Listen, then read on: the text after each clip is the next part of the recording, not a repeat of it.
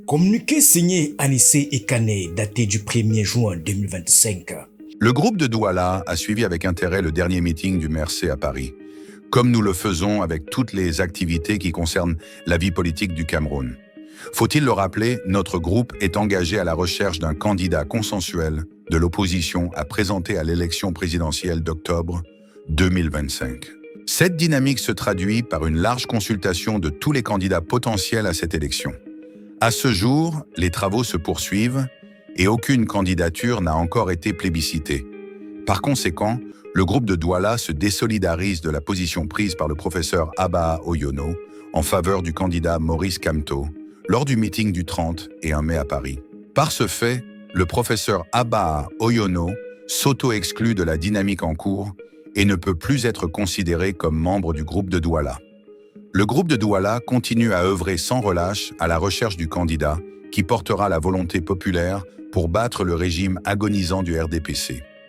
Le groupe de Douala informera le moment venu l'opinion nationale et internationale des résultats de ces consultations. Fait à Douala, le 1er juin 2025 pour le groupe de Douala, Anissé Ekané. 24 heures plus tard, voici le communiqué signé Cyril Sambaka, daté du 2 juin 2025. Je me désolidarise du communiqué signé par le président Anissé Ekané ce lundi 2 juin 2025 au nom du groupe de Douala concernant le professeur Abba Oyono. Je reste dans la dynamique de rassemblement que nous avons engagée ensemble et qui porte déjà ses fruits. Fait à Douala, le 2 juin 2025, Cyril Sam Mbaka. 2 textes, 2 tons, 2 signatures et en creux un gouffre idéologique. Ce n'est pas une simple divergence d'opinion, c'est un désaccord de fond sur la méthode, sur le timing, sur le sens même du mot rassemblement. On décrypte ça tout de suite.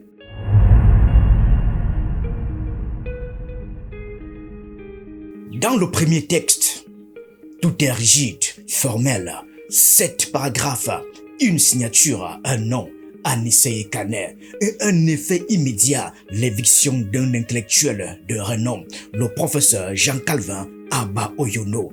Pas de débat, pas d'explication publique, juste un texte et une conséquence. Ce communiqué date du 1er juin 2025 est bref, mais chaque mot est pesé derrière sa formulation sobre. C'est un électrochoc silencieux dans les cercles de l'opposition camerounaise. Le groupe de Douala a suivi avec intérêt le dernier meeting du MRC à Paris, comme nous le faisons avec toutes les activités qui concernent la vie politique du Cameroun. C'est par cette phrase que tout commence, une phrase d'observation. Anissé Ekané parle au nom du groupe qui se positionne comme guetteur. Il ne critique pas, il ne soutient pas, il regarde et surtout, il précise, je cite, comme nous le faisons avec toutes les activités politiques. Autrement dit, ce meeting n'est pas une exception. C'est un événement parmi tant d'autres, rien de plus, rien de moins. Faut-il le rappeler, notre groupe est engagé à la recherche d'un candidat consensuel de l'opposition à présenter à l'élection présidentielle d'octobre 2025. Le cœur du communiqué est là. Le groupe de Douala n'est pas un mouvement partisan. C'est une plateforme de dialogue, de négociation. Une cellule stratégique avec un seul objectif, le candidat unique de l'opposition. Dans cette logique, toute prise de position publique en faveur d'un candidat avant la fin des consultations est perçue comme un faux débat, une rupture d'équilibre. À ce jour, les travaux se poursuivent et aucune candidature n'a encore été plébiscitée. C'est peut-être la phrase la plus importante du texte. Elle signifie clairement que pour le groupe de Douala, le temps du choix n'est pas encore venu. Personne n'a été désigné, pas même Maurice Kamto, le leader du MRC. Et cela donne tout son sens à ce qui suit. Par conséquent, Le groupe de Douala se désolidarise de la position prise par le professeur Abba Oyono en faveur du candidat Maurice Kamto lors du meeting du 30 et 1 mai à Paris. C'est ici que le communiqué bascule. Le conditionnel disparaît. On passe à la conséquence. Le prof a pris position en faveur d'un homme. Mais le groupe de Douala ne l'a pas mandaté pour cela. Alors, il s'en désolidarise formellement, officiellement, publiquement. Par ce fait, le professeur Abba Oyono s'auto-exclut de la dynamique en cours et ne peut plus être considéré comme membre du groupe de Douala. Voilà ce que dit le communiqué. Pas d'exclusion en bonne et due forme, pas de sanction disciplinaire, mais une formule politique, l'auto-exclusion. C'est subtil, mais redoutable. Ce n'est pas le groupe qui rejette le professeur, c'est l'acte du professeur qui le met en dehors du groupe. Le groupe de Douala continue à œuvrer sans relâche à la recherche du candidat qui portera la volonté populaire pour battre le régime agonisant du RDPC. Malgré le choc, la mission continue donc. L'objectif est réaffirmé, vaincre le RDPC et trouver celui ou celle qui pourra incarner cette volonté populaire. Le message, selon Anissé Ekane, le groupe de Douala n'est pas déstabilisé. Il avance sans pause, sans le prof Abba Oyono. Le groupe de Douala informera le moment venu l'opinion nationale et internationale des résultats de ces consultations. Une promesse, une échéance. Il y aura une suite. Il y aura un moment pour parler, pour nommer, pour révéler. Mais pas maintenant.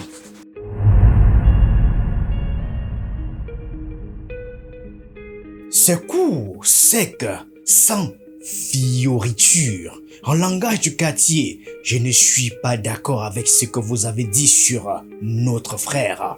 Sambaka ne nie pas les faits. Il ne contredit pas la prise de parole de Abba Oyono. Il contexte le communiqué lui-même, la méthode, le ton, la légitimité. En disant « je me désolidarise », il retire son nom, sa voix, son appui à ce que le groupe de Douala a fait. Et en rappelant, je cite, la dynamique de rassemblement, il recentre le débat sur l'esprit initial du groupe de Douala. Rassembler, pas diviser. Ce communiqué est comme une gifle symbolique. Ce n'est pas comme ça qu'on règle les choses entre camarades.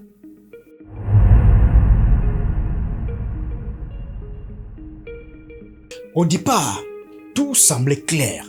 Le groupe de Douala, formé de figures politiques diverses, des hommes de la société civile devaient travailler ensemble, réfléchir collectivement et parler d'une seule voix.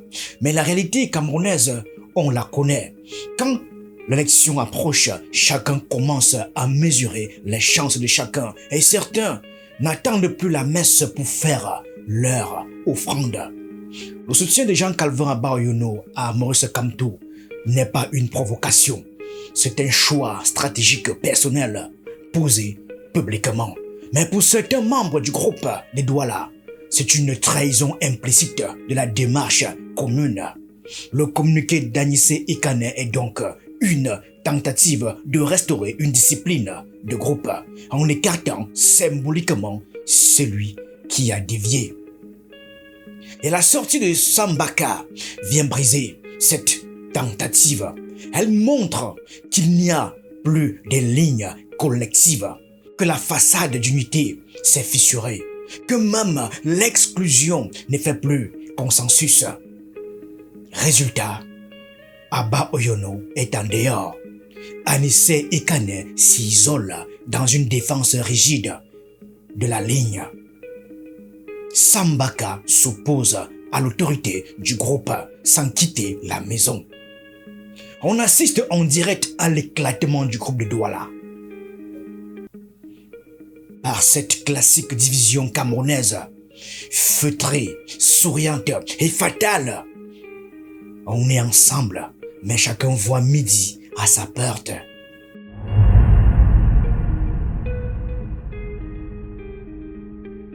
Il faut parfois recadrer les communiqués comme des faits part.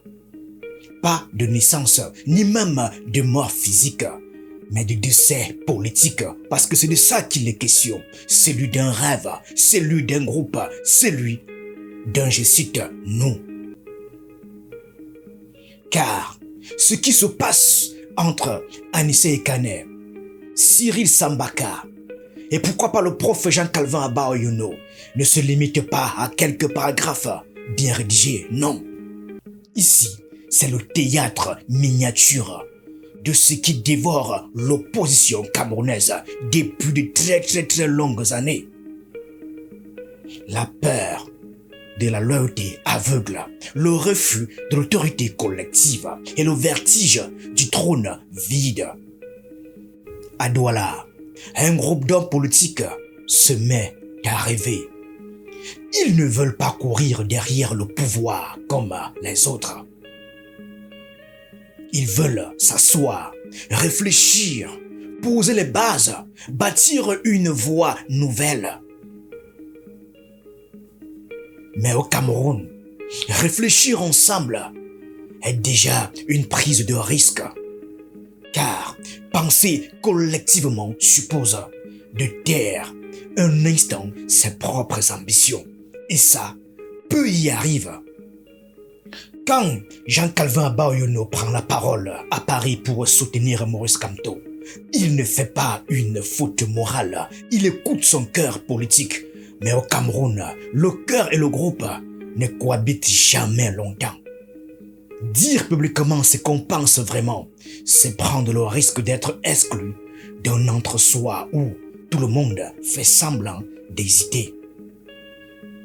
Alors, les autres font ce que fait tout groupe dans ce pays. Ils déclarent l'auto-exclusion. Autrement dit, tu t'es retiré toi seul. Tu t'es retiré tout seul. On n'a rien fait. C'est une hypocrisie douce, mais impitoyable. Et Sambaka dans tout ça, il ne défend pas une position, il défend une méthode, une philosophie, une vision. Il dit en substance, on ne construit pas une opposition nouvelle avec des réflexes anciens. Mais son message arrive trop tard. Le mal est déjà fait. Le groupe de Douala a perdu ce qu'il faisait, sa force, son charme. La parole commune, le front uni, la dynamique collective. Et il ne reste plus que 3 individus, chacun avec sa vérité, chacun avec son communiqué, sa position. Le vrai drame, c'est qu'il n'y a pas eu de confrontation, pas de dispute franche, seulement des textes, des lignes, des phrases froides. Et au milieu, un vide, un trou béant, un manque d'âme. Car le groupe de Douala, comme tant d'autres projets politiques chez nous au Cameroun, a voulu être grand trop vite. Sans construire une affection politique partagée, sans charte commune, sans sacrifice assumé. On a l'impression qu'ils étaient ensemble par convenance et non par conviction. La tragédie ici n'est pas celle d'un homme qui soutient Maurice Kamto, ni celle d'un autre qui l'emblâme. La tragédie, c'est que même ceux-là qui veulent penser autrement finissent par se comporter comme tous les autres. Et c'est ça le drame camerounais. Pas la dictature, pas même l'élection truquée, mais l'incapacité de bâtir un, je cite, nous durable. Parce que chacun rêve d'être l'exception. Et tant que ce poison silencieux coulera dans les veines de l'opposition, le pouvoir en face peut dormir tranquille. Alors non, ce n'est pas une explosion. C'est une cassure nette, mais feutrée. 2 lignes de texte, 2 signatures et un groupe qui ne parle plus d'une seule voix. Le groupe de Douala s'est fissuré sous le poids de ses propres ambiguïtés. Et dans le silence entre les mots, on devine la tension d'un courant souterrain qui travaille l'opposition camerounaise depuis des années. Ce n'est ni la fin d'un homme, ni la victoire d'un autre. C'est la marque d'une fracture politique qui résonne bien au-delà d'un simple communiqué. Et l'histoire retiendra peut-être ceci. Au moment de choisir entre le rassemblement et l'exclusion, les voix se sont élevées, mais dans des directions opposées. Merci à tous.